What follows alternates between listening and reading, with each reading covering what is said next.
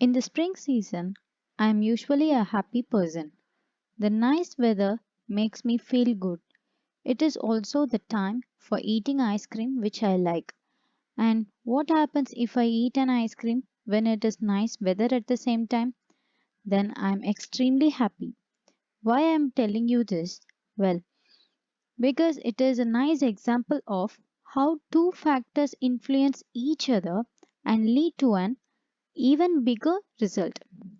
This interaction can also happen in the development of a disease such as cancer.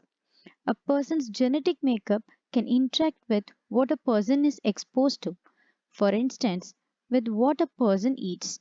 Because of this interaction, the risk of cancer becomes smaller or larger.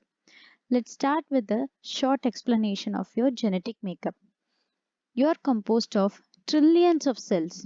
Your cells contain a set of instructions that are passed on from generation to generation. Your genome. This genome is made of DNA, which consists of many genes. These genes carry the information that determines you as a person. For example, your genes determine what eye color you have or what color of hair you have. Each person has two copies of each gene, one inherited from their father and one from their mother. In total, the DNA in each cell in the body consists of about 30,000 different genes. Sometimes cancer develops due to these specific genes that we have. For example, mutations in BRCA genes may result in breast cancer. We have also seen that cancer can occur due to diet. However, it is also possible that genes and diet interaction with each other. The term diet gene interaction in the field of cancer means the presence or absence of cancer, that is, the result of the interplay between dietary factors and genetic factors. So, diet and genes influence each other in some way. As a result, the risk of getting cancer is increased or decreased. This simple graph shows the interaction of diet and genes in relation to cancer. What you can see is that the cancer rate increases when the intake of the dietary factor increases too. However, the effect of the dietary factor on cancer rate varies depending on the absence or presence of a particular genetic factor.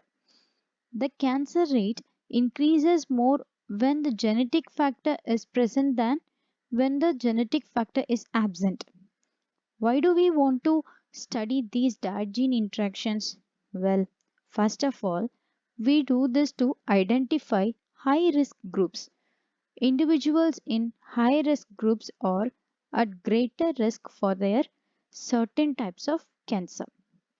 This can, for instance, be due to the fact that they have a different genetic makeup. Due to this genetic makeup, they may be more sensitive to the effects of diet on the development of cancer.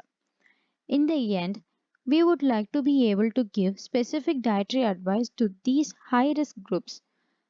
The World Cancer Research Fund guidelines recommend what you should or shouldn't do to decrease your cancer risk. However, the current guidelines are quite broad because they are for everybody. By studying diet gene interactions, we may be able to make guidelines for specific subgroups. Then, the second reason why we want to study diet gene interactions is that it can give us more insight into how processes in the body work. For example, we know that a higher meat intake increases the risk of colorectal cancer. But how does this happen? What is the underlying mechanism? By studying diet gene interactions, researchers may be one step closer to solving the puzzle of cancer. In other words, by studying diet gene interactions, we may be able to open up the black box between diet and cancer.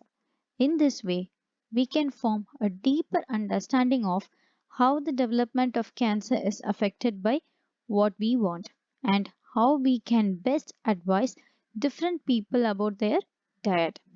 Thank you.